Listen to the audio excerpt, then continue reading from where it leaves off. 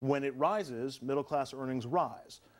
That's just the economic argument, but Brad? Yeah, there's no question unions are necessary, and they can be very useful, and I believe there's a significant role for them to play in the American, in the public sector and private sector. However, there are some contractual terms that need to be adjusted and tweaked for the modern day era to be more reflective of what's going on out in the real world.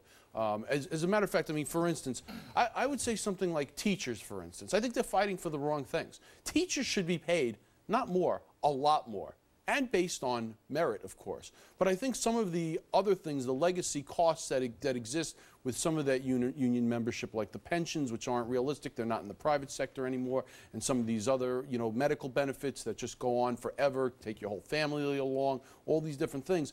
Those things need to be adjusted. And I know that the unions are being very difficult in making those changes, but I think over time, it can change, and the unions will have a really solid place here in America. I know I've been a union member in jobs past. Is anybody at the table?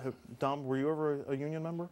In performing unions, yes, like SAG and so on, and for movies and stuff like that. But it's, if you just listen to, I mean, first of all, what happened in Wisconsin, in my opinion, was we saw a lot of money come into that race, and it was more a reflection of not necessarily a blowback against unions, but in terms of the voters of that state saying that they didn't feel that rose to the level to recall the governor. Yeah. So it's two big issues there, but different issues. But if you listen to my Republican friends, they will tell you that, I mean, to listen to them, that union workers are almost the worst people in the world. They sit around with these fat cat jobs earning $200,000 a year, and that's just not the case. That's not the case for most members of the union, but I do agree there needs to be some adjustments. We're going to take a quick break. We're going to lighten things up with a little bit of sports with some local